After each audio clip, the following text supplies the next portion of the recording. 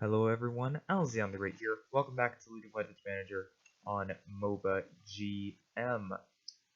Last time we left off with SI Gaming, we had a very pivotal season that ended up not going our way. Obviously, last year we had, the decisions to make between, Dilgod, Shinku, and Neeks starting instead of Voidbane, Poshnow, and Irrelevous Q. Obviously, we had, an up and down year last season. It wasn't super good. And, I mean, at least the one good thing we could take out of the season is we have, new starters for the future for definite, for at least this next season with Posh now, and especially Irrelevous Q, who put a 16.3 KDA up in 5 games last season. But, yeah, we went 10 and 12. We, missed the playoffs. Jade Crown ended up winning it with Type 0, Viper, Rookies, Scan, and Burnout, as well as their veteran Bigos. And yeah, this is our roster for this year. Obviously, a couple new players. Well, I guess new players. The only new player that we haven't seen before is Isaiah Blue Penguin Levitt, who has been 3-year starter for Crystal in this series. But if we look back, if I can find my page to where other people signed, Quantum ended up signing Netherrose, the 26-year-old, will be their starting mid laner, hopefully, for this season. Shinku and Shone were signed by Paladin. Those two veterans are going to be key in trying to get Paladin back to relevancy. Benix ended up going to the Aether Wolves to be their best player, although they're more in rebuild mode, and him joining there doesn't really help. But yeah, this is where we sit in league power rankings right now. We're the first place team, but in my experience, first place really doesn't mean a whole bunch. Although I am very happy to be here in first place. This season, I'm expecting something better than last year. Definitely the playoffs. Chaos Wick is still pretty good in the top lane. Voidbane will be the permanent starting jungler for this season. Blue Penguin obviously coming over. Irrelevous Q will now start at 80 carry after his amazing performance in the 5 games that he played last season. We didn't lose in the 5 games that Irrelevous Q played. Also, Posh now will be the starting support. And the only person who started last year that isn't going to get any playing time, most likely, is Judison Currycat James. I trust Blue Penguin. Obviously signed him to a 3-year contract. So yeah, let's go ahead and get this season underway. So this is the current schedule for the season. Obviously, it doesn't have too much impact. We're gonna go ahead and sim a few games, and we'll just see where we are at. At least that is the plan for this episode. Obviously, as I said earlier, the goal for this season is playoffs. I mean, as much as I don't put much value into being the #1 team preseason power rankings, I still think it does show that hey, we're pretty good, and I can't wait to see what Blue Penguin will do. I mean, he's replacing Netherrose, a pretty decently good mid laner, won MVP before, but we'll have to see what the Blue Penguin can do. But now that I cut in, let's actually get the season underway. So after the first 8 games of the season, SI sits for the first time, I don't want to say ever, but definitely for the first time in a while, if we have done it, at the top of the standings at 6-2. Highest KD on the team, Chaos Wick in his 3rd season. Doing incredibly good. Irrelevous Q, unfortunately, it looks like he has died, and obviously we have lost 2 games. But let's go take a look at these first 6 games. We won 3 in a row to start. It was Blue Penguin's brand on his debut, as well as Irrelevous Q's Twitch. I did really good. Against the 207 Shock, it was the same thing. Blue Penguin and Irrelevous Q, as well as Chaos Wick on Karthus. against the Aether Wolves. Poshnell and Irrelevant Q did not die, as it was just a great team effort. Our first loss ended up being to the Silver Dragons. Even though Blue Penguin went 7-2-2 in that game, it was not enough, evidently, to stop Alter and Winter. We then bounced back with an absolute demolition of Paladin, which is always nice. Before we lost to Primal Gaming. Unfortunately, that's what tanked Blue Penguin's KDA right there, 0-8-1. And then against Crimson Moon, good bounce back game from Blue Penguin. Also, Chaos Wick just dominated. And yeah, it just seems like the team is doing a lot, better now with Blue Penguin at the helm. Let's see how the rest of the season ends out. Well, it seems like I might or might not have jinxed it, as SI Gaming has fallen down to 5th with an 8-7 record. It's been rough sledding ever since that last one against Crimson Moon. We've lost more than we've won. Here are the KDAs right now. Chaos Wick is still doing the best. Obviously, Poshnell is also doing good. If we take a look at league leaders currently, Winter would win MVP at 6.2 KDA for the Silver Dragons right now. And as you can see, just kind of middle of the pack for the most part, which is not where I thought we'd finish. We're still number 2 in the power rankings. Imperium Aces is number 1. Obviously, they're tied with Silver Dragons for first place. But yeah, Silver Dragons and Imperium Aces. With Dennis Shaba Brown, our former jungler. Both of them just showing up massively right now. And let's see if we can finish the season strong. Here's the remaining schedule that we have. I don't really know how much we can win in this next stretch, especially with the way we've been performing recently. Hopefully we do better, though. I'll see you at the end of the season right now. Unfortunately for SI Gaming, we did end the season 10-12 once again. We had a good start to the season, and then we just fizzled out. We tried to catch up towards the end, but we just really couldn't do much. Here's the season-ending KDAs and stuff for everyone on the team. Posh now ends with the highest at 3.9. Him and Chaos Wick's contracts are expiring this season. Both of them did really, really good, though, for most of the season.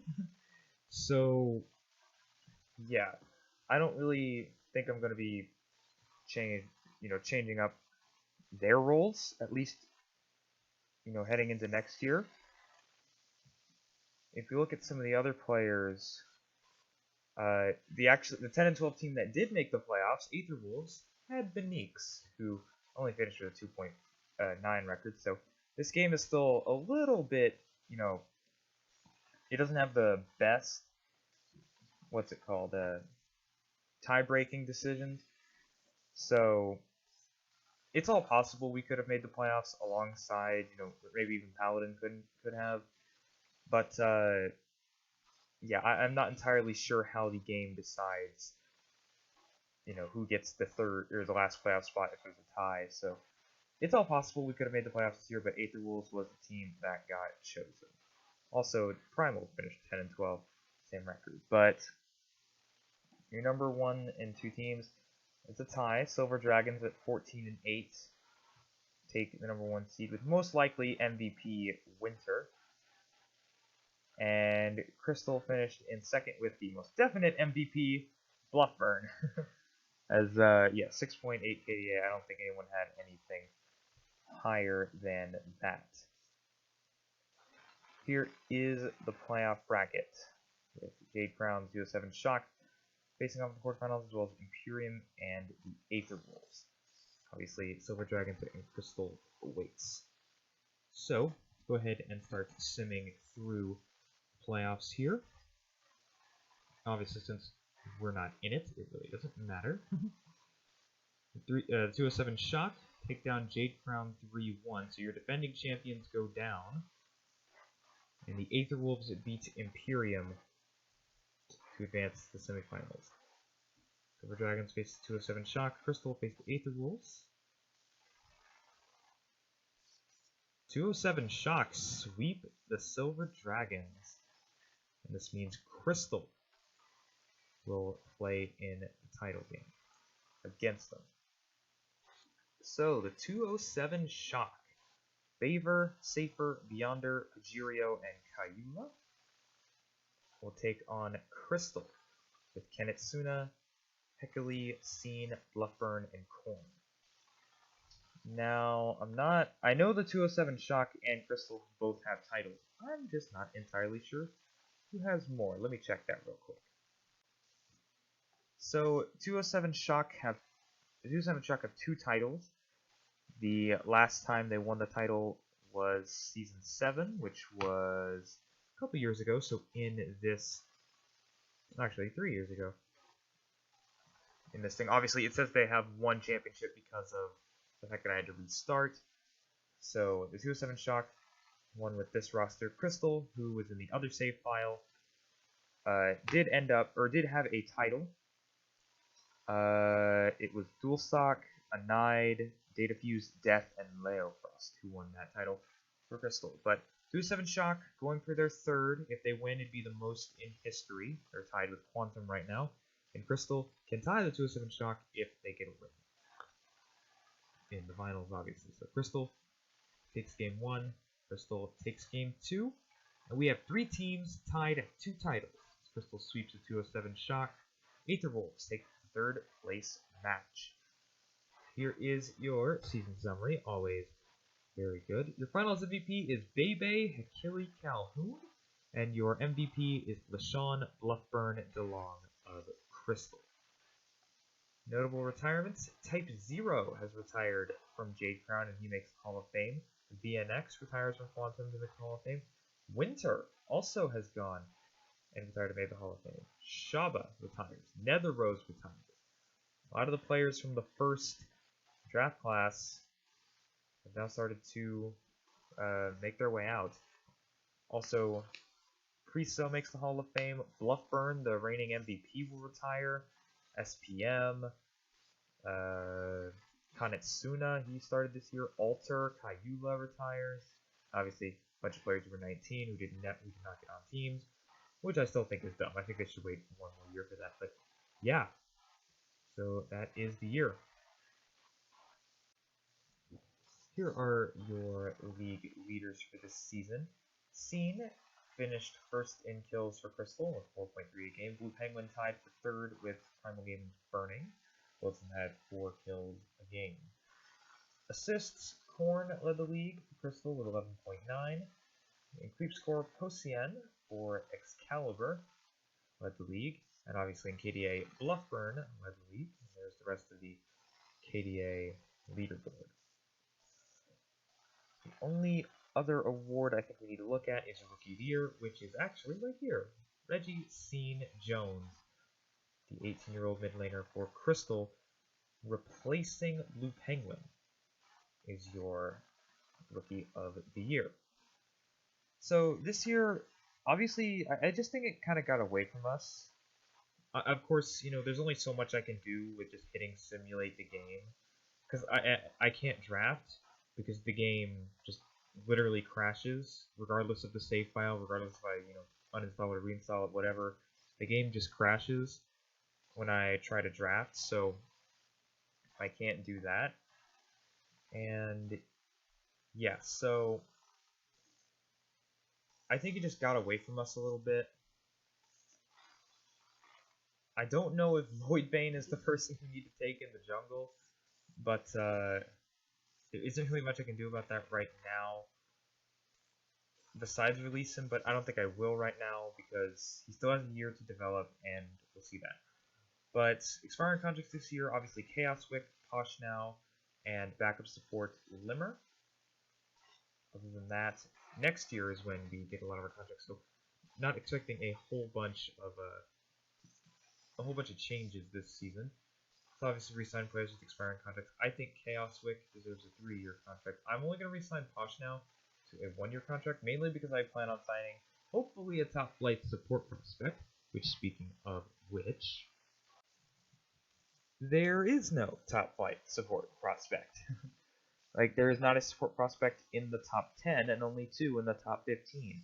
So here is the class. Obviously, don't pay attention to these two. It's the one on the left. But yeah, this is the prospect class. Our best chance for a top flight, well, I guess quotes top flight support prospect, lies with either Arkin or Rojo, both of them in the top 15, but very low in that.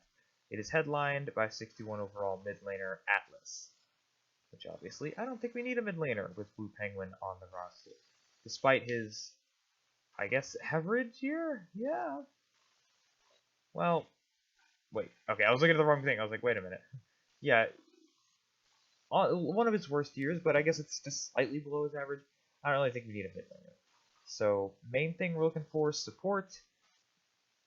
If I see a jungle upgrade, we'll see if Voidbane lasts, but there really isn't a reason for me to not resign Voidbane, or well, to not keep Voidbane at least for one more season. So here are your upcoming free agents. Your best would be Gren from Excalibur.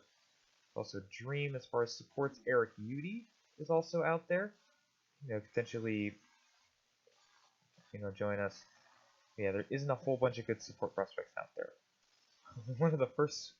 The number one prospect from the first class, Rocker, is still out there, but I don't think we'll be going. Well, anyway, let's see what this free agent class gives us. So here is the free agent class. Gren, Dream, and Eric Udy did indeed hit free agency. Inside Aka, so Texan, who was Texon, who was on the he was on the All League team. I think he was the third team All Leaguer. Yes, he was the third team All Leaguer for Crimson Moon. Beyonder, Axpo, obviously Atlas is right there.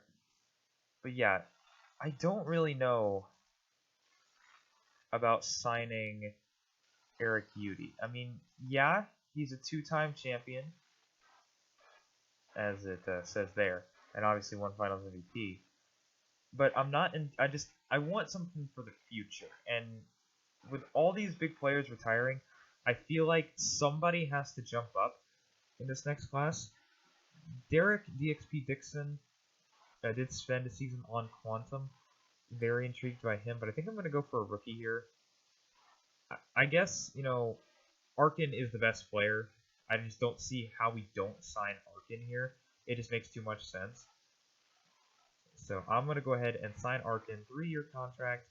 We'll see if Hoshnow is on the team next year, although probably not, given that Aurelius Q's contract is expiring, and I have no plans on letting him go anywhere.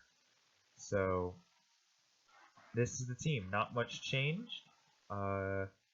Obviously, next year is the big year for change, really. But yeah, that seems to be it. So let's go see how all the teams look after free agency. So here are your free agents after the season is over. The top is Johan Mono-san from Korea at 60 overall. Your highest rated rookie, Michael Jadane Rayleigh Ross, the 18-year-old jungler, who was the number 8 prospect in the game. But if we're looking at where some players ended up in the offseason, Gren, well, he chose champions. He chose a really good team to join in Silver Dragons with Badza, Xerus. The 80 carry situation is weird between Axpo and Fantastico. Axpo's higher overall, but it says Fantastico's starting. And also the support role with Psycho and Hadley. So the bot lane is still an issue for Silver Dragons, but Gren is going to try and propel them to a championship. Not Jade Crown. Crimson Moon signed Eric Udy, as well as one of the best prospects in the last class, the number 2 prospect, I should say, Volt, ended up choosing Crimson Moon, where he has jumped up to a very high overall. And I don't know, Crimson Moon might be good this year. The best player is Volt, so we'll see. Dream chose the Imperium Aces, where he joins a very good team with Garrick, Nashimu, XSR, and yeah, their team should be good, this next season. Akka, who was a lesser-known jungler in the league before this season, picked the Aether Wolves, where you can still develop alongside Plux in the top lane, so you can develop that synergy. The Aether Wolves veterans trying to win themselves another championship. And the number one prospect from this last class, Atlas, was picked up by Quantum, who will finally start TO again. Yay! But anyway, here is SI Gaming's roster. Unfortunately, there is no... Oh, crap. There is no real change in the overalls of the team. Sylvain jumped up to 70 at 80 carry, which I guess opens the door for Irrelevant Q to potentially be benched, but I don't think that's going to happen. At least right now. We'll have to see for next season. But yeah, Chaos Wick is now an 85 overall. He ties Blue Penguin, whose true potential is 85 overall. As, yeah, it doesn't really look like much changed. Arkin is a 60 overall. I don't think he'll play next season unless, Poshnau does absolutely garbage. But yeah, this next season is going to be pretty big. Also, Voidbane is 70 overall, so maybe that pushes us over the limit. But that will be all for this episode. My name is Elgin Great. Thank you all for watching, and I will see you all next time.